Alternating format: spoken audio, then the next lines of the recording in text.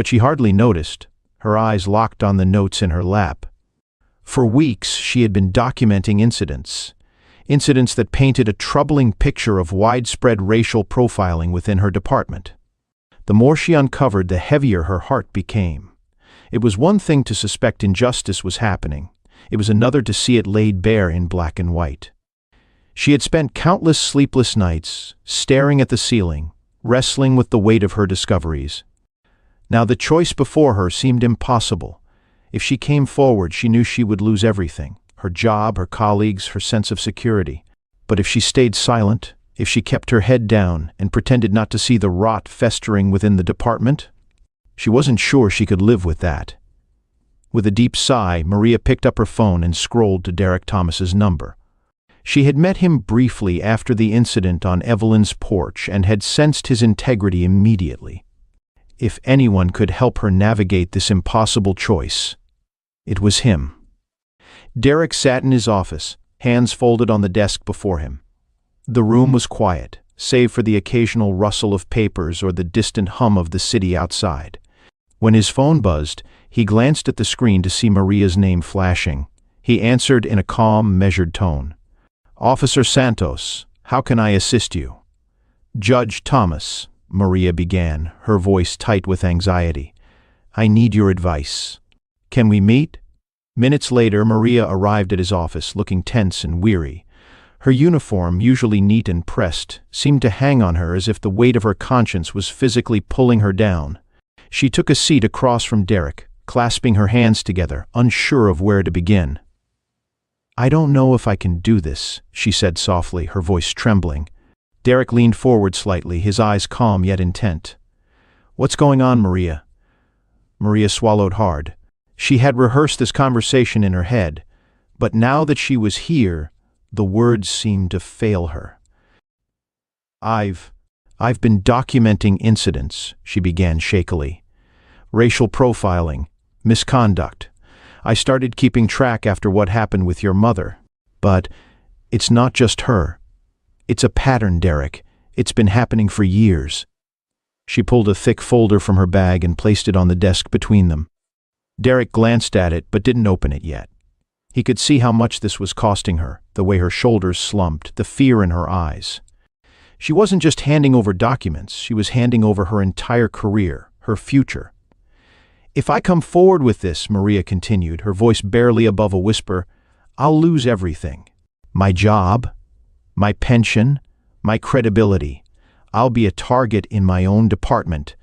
People will turn on me. But if I stay silent—" She shook her head, eyes filling with tears. "How can I live with myself knowing what I know?" Derek took a deep breath, understanding the gravity of the situation.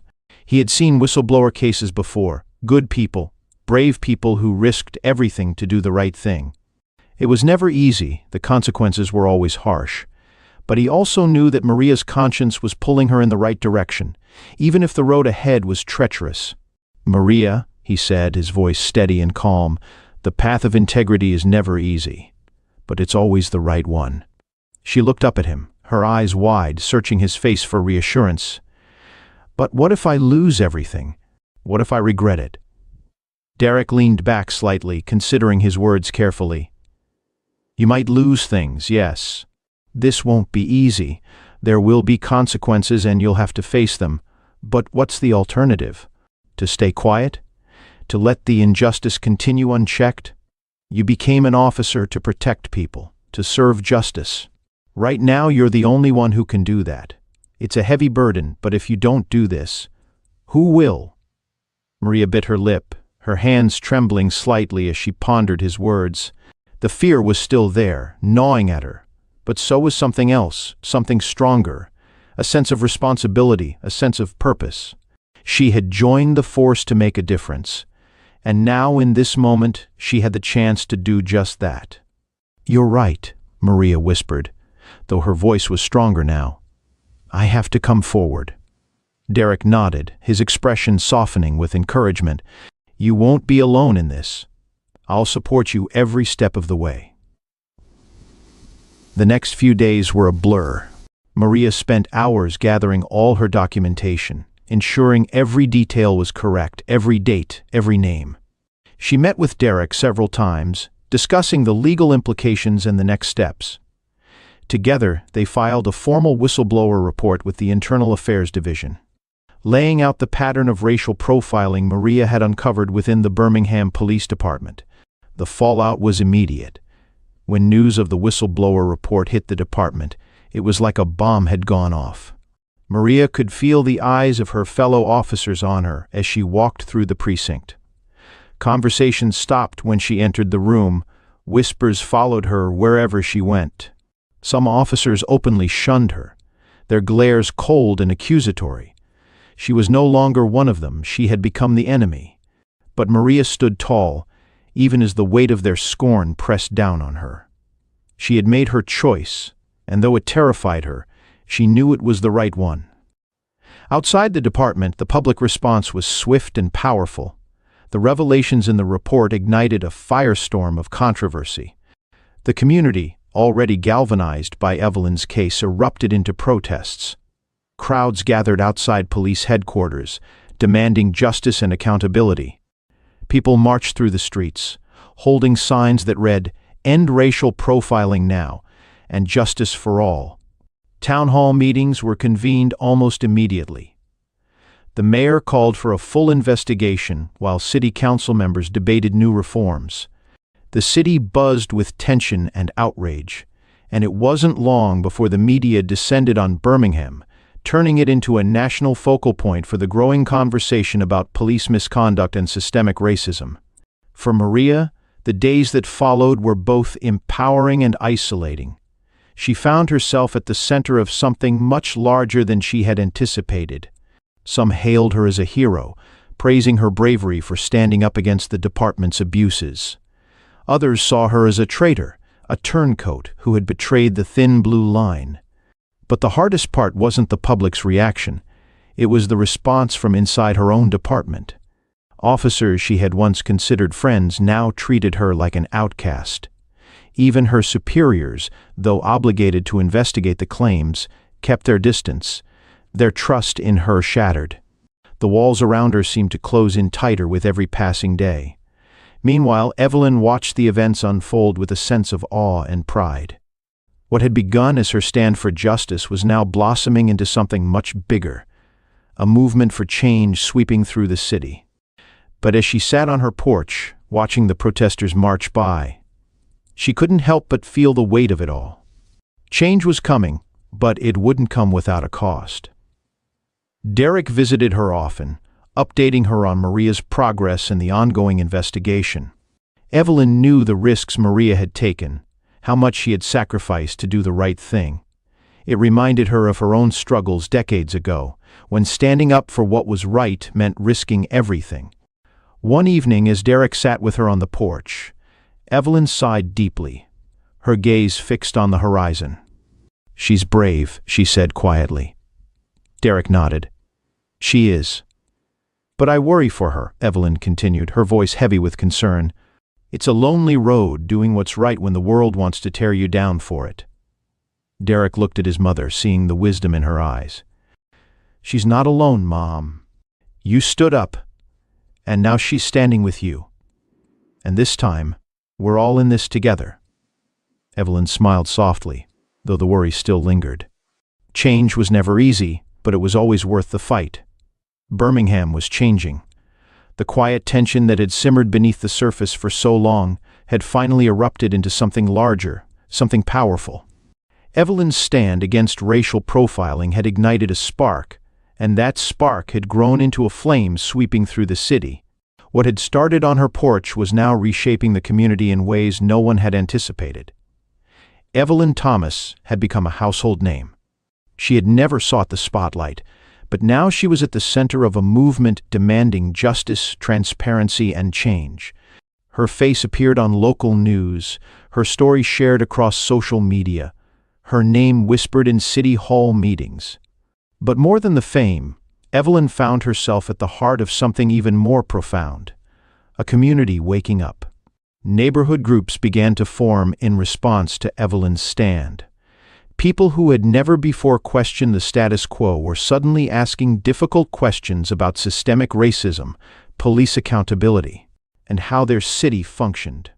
It wasn't just the black community speaking out. White residents, many of whom had never experienced the injustices their neighbors faced, were joining the conversation. Discussions that had once been uncomfortable or avoided altogether were now happening in living rooms, churches, and on street corners. Evelyn found herself invited to countless meetings, rallies, and discussions. Despite her years, her energy seemed boundless. She moved from one community event to the next, offering her wisdom and insight, encouraging people to look deeper into their own biases and to challenge the systems perpetuating inequality. At a local town hall meeting, Evelyn stood before a packed room. She wore a simple dress, her silver hair neatly pinned back, her presence commanding without needing to shout. Her voice was calm, but there was a fire behind it, a fire that had been stoked for decades. "When I was younger," she began, looking out at the faces of her neighbors, "we marched for our right to be seen as human beings. We fought for the right to walk through the front doors of stores, to sit at lunch counters, to vote. And we won many battles. But the war didn't end, it just changed shape." There was a murmur of agreement in the crowd. Many of the older residents, who had marched alongside her during the civil rights movement, nodded in solidarity. The younger faces, some who had only known about segregation from history books, listened intently, seeing their city's history in a new light. "I'm not here to point fingers or spread anger," Evelyn continued, her gaze steady and compassionate. "But I am here to tell you that we can no longer ignore what's happening. We can no longer turn a blind eye when our brothers and sisters are being treated unfairly. This isn't just about me, it's about all of us." The crowd erupted into applause, a wave of energy sweeping through the room. Evelyn, though tired, smiled warmly. She could feel the momentum building. It was slow, but it was real. The pinnacle of this newfound unity came in the form of a peace walk. Organized by Evelyn and a coalition of community leaders, the walk was meant to symbolize not only the need for justice, but also the hope for healing. Flyers were posted around Birmingham, calling on residents from all backgrounds to join in a peaceful demonstration through the heart of the city. On the day of the walk, the streets were filled with people. Hundreds, maybe thousands of residents of all races gathered at the starting point. Old and young, rich and poor, black, white, Latino, and more. The sight was breathtaking. Evelyn stood at the front holding a simple sign that read, "Justice and Unity." Derek stood beside her, his face solemn but proud. Behind them, Maria Santos marched as well, her badge glinting in the sunlight but her heart firmly aligned with the community's call for change. Together they formed the leadership of a movement slowly but surely reshaping Birmingham. As the march began, people held hands. Longtime neighbors who had once barely spoken now walked side by side. Evelyn looked around and saw familiar faces. The young mothers who waved at her from their porches. The older men who had once worked in the steel mills. The teenagers too young to understand the depth of what was happening. Now, they were all united. It was a sight she never thought she'd live to see. So many people walking together, not divided by fear or suspicion, but connected by a shared purpose. As they moved through the streets, there were chants of "No justice, no peace" and "Black Lives Matter," but also moments of silence, solemn, reflective, filled with the weight of history. The streets, once filled with tension and mistrust, now pulsed with the rhythm of solidarity. They walked past businesses, past homes, past the police station itself, their presence a reminder that the community was watching, that they were not going to be silent anymore. But even amidst the unity, there were signs of resistance. Not everyone was pleased with the changes sweeping through the city. Some police officers, particularly those who had long benefited from the old ways, pushed back hard. Behind closed doors, meetings were held where officers voiced their anger at the protests, at the demands for reform. Some whispered about discrediting Evelyn, digging into her past to find something, anything, that could undermine her. "She's just stirring up trouble," one officer muttered during a meeting. "This city was fine until she started all this." But no matter how hard they tried, there was nothing to find. Evelyn's life was a testament to dignity, resilience, and justice, and every attempt to smear her name only made the department look worse in the public eye. Still, they persisted, planting rumors, quietly trying to sway public opinion back in their favor. They painted her as someone dragging up old grievances, a woman out of touch with the city's progress. But it didn't work. Evelyn's quiet strength, coupled with Derek's unwavering support and Maria's courageous whistleblowing, made it clear that this wasn't a movement driven by anger alone. It was driven by love for the community and a deep desire for justice. In the midst of it all, Evelyn faced personal challenges. The constant media attention, the pressure of leading a movement at her age, it wore her down. There were days when she felt the weight of the world on her shoulders, when the energy she had summoned seemed to drain faster than it replenished. She found solace on her porch, in the quiet moments after the marches, when she could sit with Derek and remember why she had begun this fight. "Are you sure you want to keep going, Mom?" Derek asked one evening as they sat together, watching the sunset. Evelyn smiled, though her body ached. "I didn't come this far to stop now," she replied softly. "Besides, we're not done, not by a long shot." Derek nodded, knowing his mother's resolve was unbreakable. "We're in this together," he said, his voice filled with pride. The peace walk became a symbol of what was possible, a moment where the city of Birmingham stood still and realized its potential for unity. But even as the community stood firm, Evelyn knew there were bigger battles ahead. The system they were up against wasn't going to change overnight. There were forces working against them, people who would rather see everything return to the way it had been. But as Evelyn watched the march unfold, with people of all colors and backgrounds walking together, she knew they had already won something. They had planted the seeds of change, and no matter how long it took, those seeds were going to grow. And as the march continued, Evelyn looked ahead, her eyes shining with determination. This wasn't just a moment, it was a movement for a better Birmingham and a better world. As the Peace Walk in Birmingham became a symbol of hope and resilience, Evelyn's story began to spread far beyond the city limits. News outlets from across the country picked up on her journey. A woman in her late 70s who had lived through the civil rights movement, now leading a new fight for justice. Her grace, wisdom, and unflinching courage inspired people everywhere, and soon, invitations began pouring in. City leaders from Atlanta, Memphis, and even New York reached out to her, asking her to speak at conferences on racial equity and police reform. Universities wanted to hear from her, students clamored to learn from her, and national organizations invited her to share her story. Evelyn, who had never sought the limelight, now found herself at the forefront of a growing national movement. At first, the idea of traveling the country at her age seemed daunting, but something had shifted in Evelyn. It was as if the years had fallen away, replaced by an energy she hadn't felt in decades. There was a fire within her, an unyielding drive to see this through, not just for herself, but for every person who had been silenced by injustice. Her first national appearance was in Washington, D.C., at a conference on racial justice and police reform. Derek accompanied her, as always, his presence a steady source of comfort and strength. As they walked through the grand hall of the convention center, filled with activists, scholars, and community leaders, Evelyn couldn't help but feel a flicker of awe at how far they had come. When she stepped onto the stage, the crowd rose to their feet, their applause thundering through the room. For a moment, Evelyn stood there, letting the noise wash over her, humbled by the magnitude of it all. But she wasn't here for accolades, she was here to speak truth. Her voice, steady and strong, filled the room as she shared her journey, starting with the fateful afternoon on her porch, the confrontation with the police, the protests, and the powerful peace walk that had united her community. She spoke not just of the injustices she had faced, but of the hope that had risen from the ashes of those experiences. "We are at a crossroads," she said, her gaze sweeping across the crowd. "The choices we make now will shape the future for generations to come."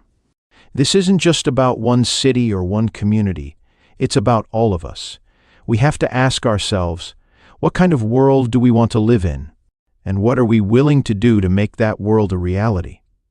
Her words resonated deeply. People leaned forward in their seats, hanging on every sentence. She wasn't just recounting a story. She was calling them to action. By the end of her speech, the audience was once again on their feet, inspired by the quiet yet unshakable power of a woman who had lived through the worst yet continued to fight for the best. As Evelyn traveled from city to city, she saw a pattern emerging. The issues she had faced in Birmingham were mirrored in cities across the country.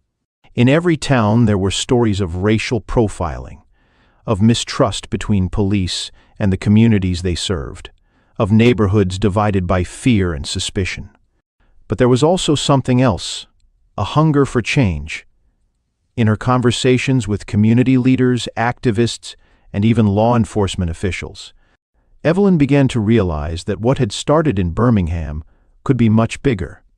The Peace Walk had proven that unity was possible, but it wasn't enough. They needed something more, a framework, a movement that could bridge the gap between police and the people they were supposed to protect. And so, with the support of Derek, Maria Santos, and even Mrs. Henderson, Evelyn decided to take the next step.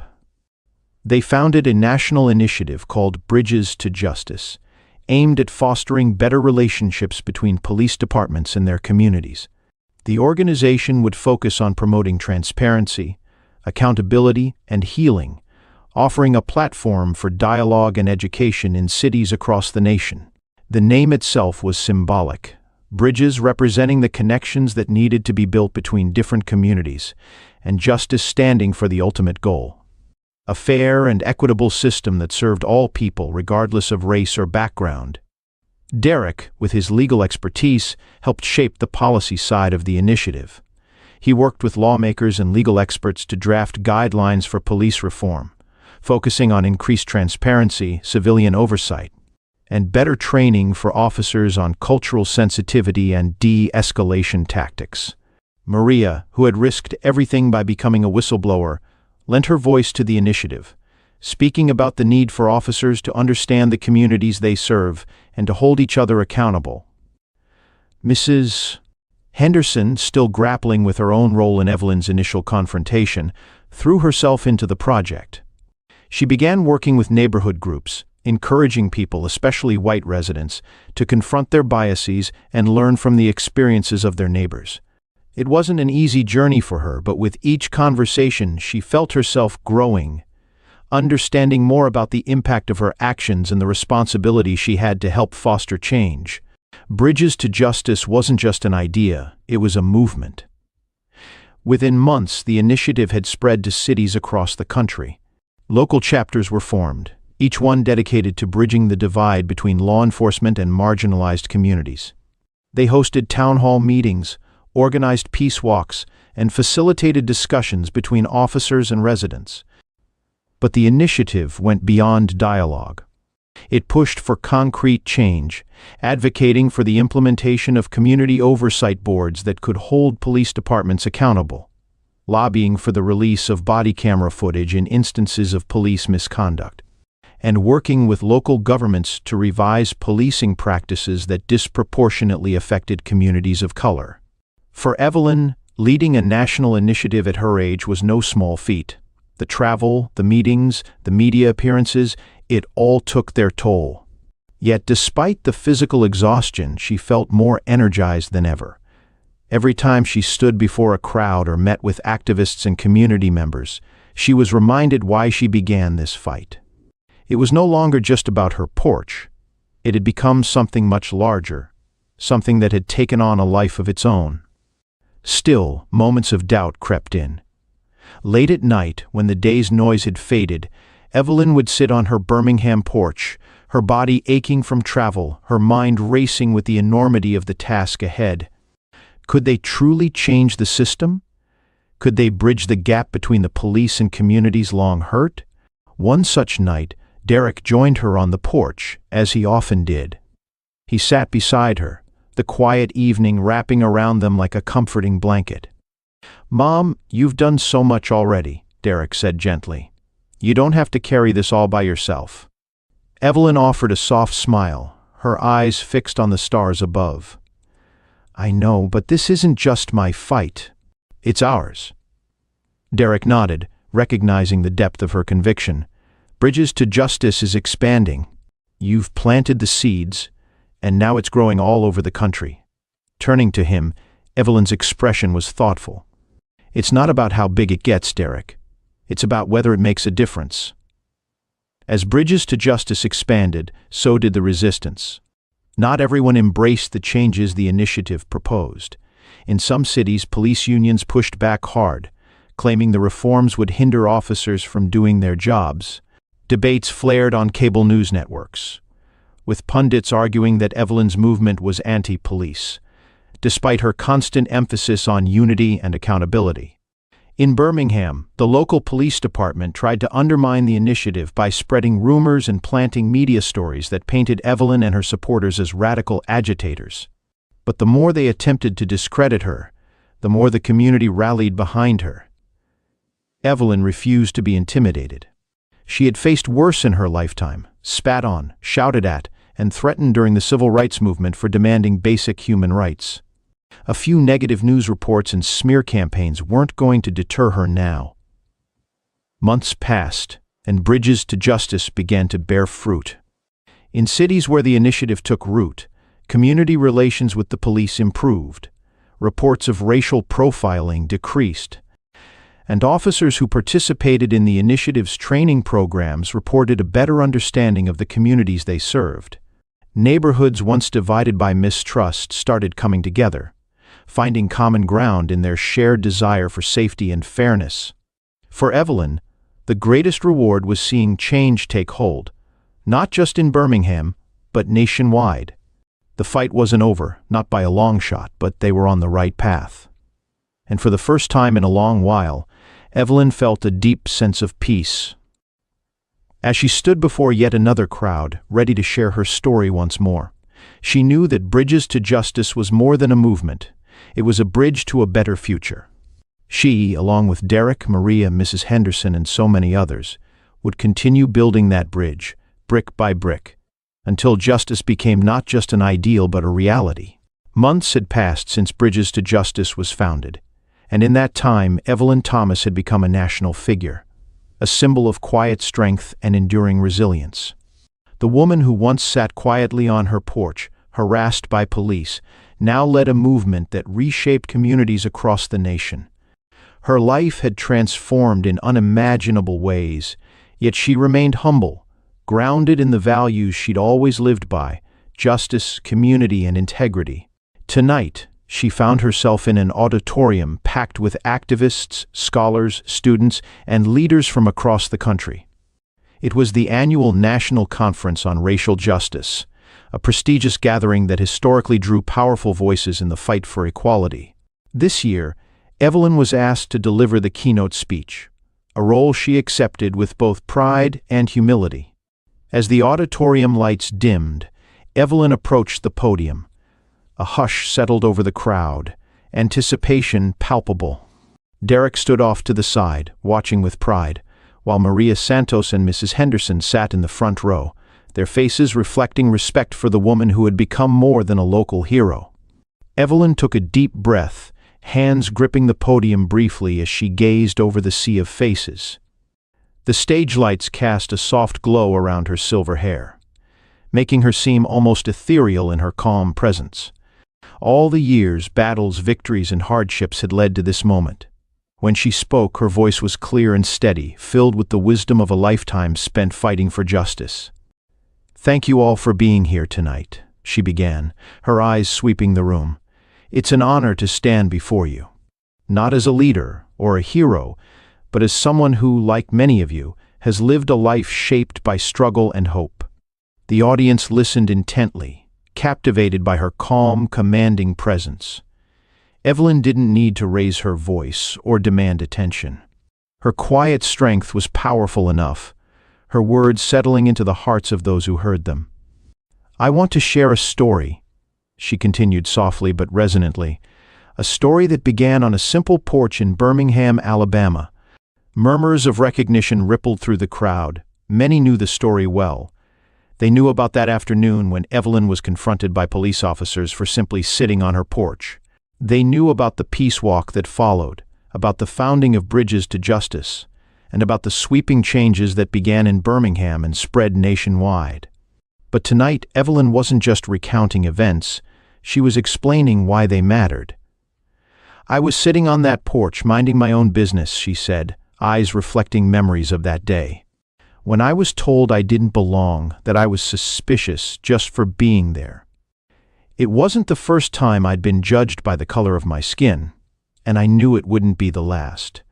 But in that moment, I had a choice: stay silent or speak up. Let fear control me, or let courage guide me." She paused, allowing the weight of her words to settle. "I chose courage, and in doing so I discovered something powerful. When we stand up for what's right, we don't stand alone. We build bridges. We connect with others who share our hope for a better world." The room remained silent, the audience hanging on her every word. Evelyn had a way of making each person feel she was speaking directly to them. Her words were personal, yet carried the weight of a collective experience beyond her own life. Smiling softly, she continued, "I've seen firsthand how fear can divide us, make us turn against our neighbors, see enemies where there are none. But I've also seen what happens when we come together, when we stop looking at each other with suspicion and start seeing each other with compassion." She gestured toward the front row where Mrs. Henderson sat with emotion on her face. "There was a time when fear and misunderstanding led to a phone call, a call that nearly tore us apart. But today, that same person is now my friend. We sit on that same porch, sharing tea, talking not about what divides us, but about what brings us closer." Quiet gasps and a ripple of applause spread through the crowd. Mrs. Henderson smiled through her tears, humbled by the acknowledgement of her transformation. Evelyn's voice grew stronger.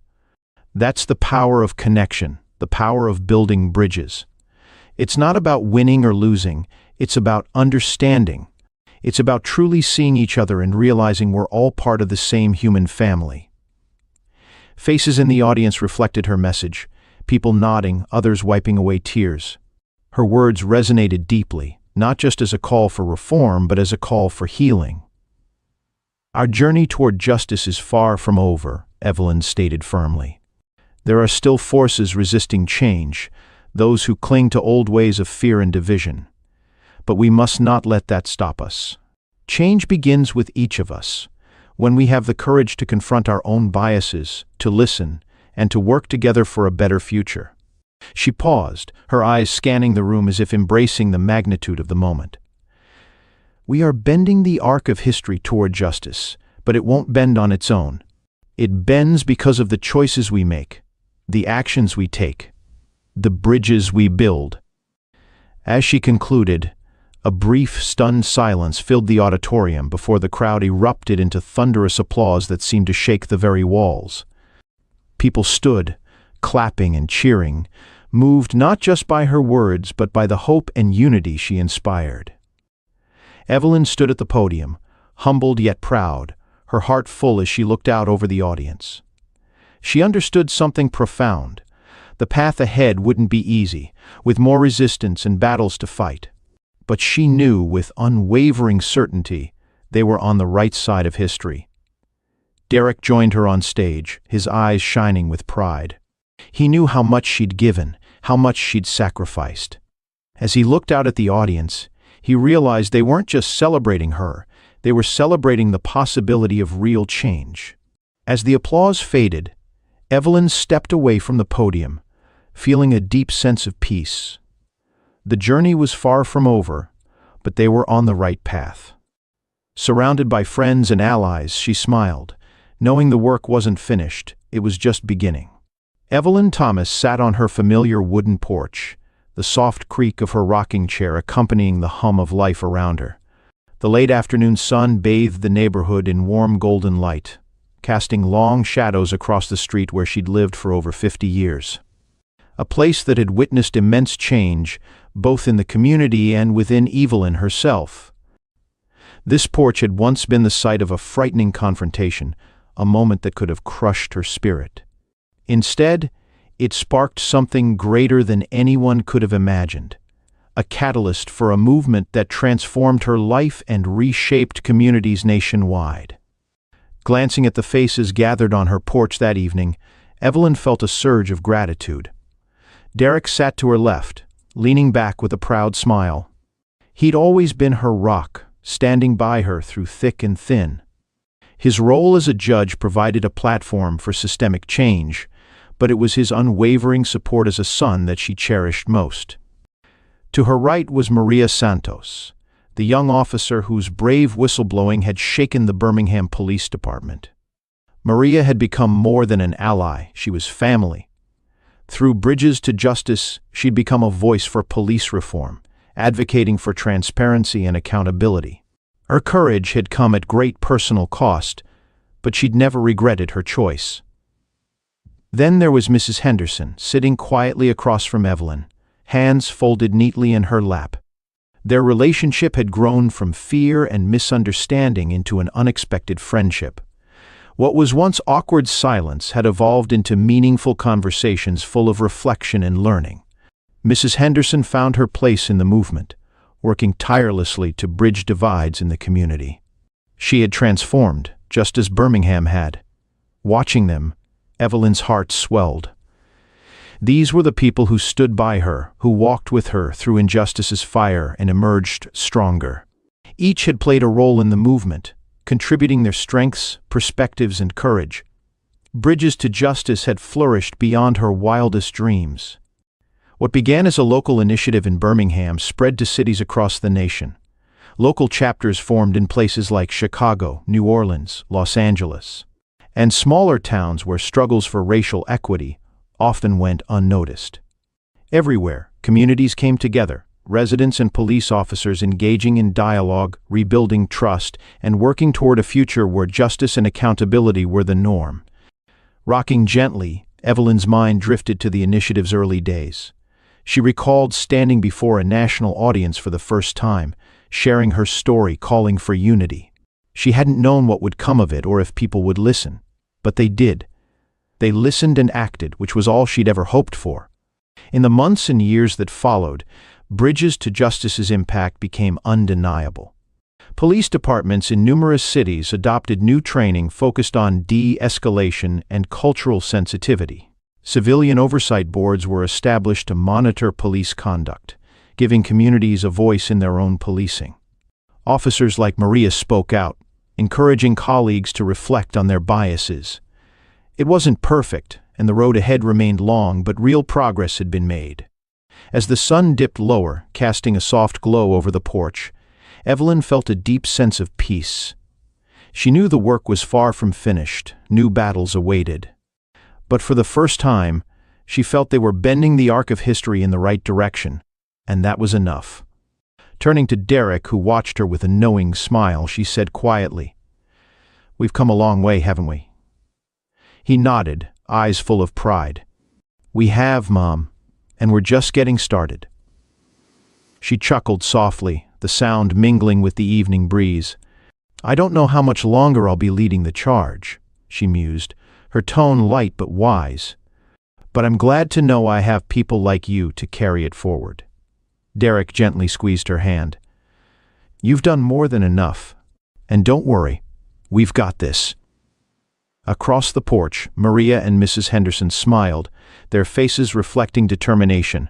Evelyn's legacy wasn't hers alone to carry anymore. It belonged to all of them, to the countless lives touched by the movement, to the communities changed, to future generations who'd benefit from the groundwork laid.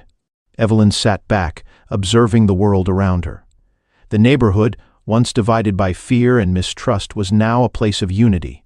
Children played in the street, their laughter filling the air. Neighbors waved from their porches. It wasn't perfect, but it was progress, exactly what she'd always wanted. As stars began to twinkle, Evelyn allowed herself a moment of quiet reflection. What started as a frightening confrontation had evolved into something beautiful and powerful, a movement, a legacy. In that moment, she knew this was only the beginning. Building bridges and creating justice was ongoing work. There would always be more to do, more people to reach, more hearts to change. But she was ready for whatever came next, and so were they. Taking a deep breath, she closed her eyes, a smile touching her lips. She'd spent a lifetime fighting for justice, and now she was witnessing it unfold.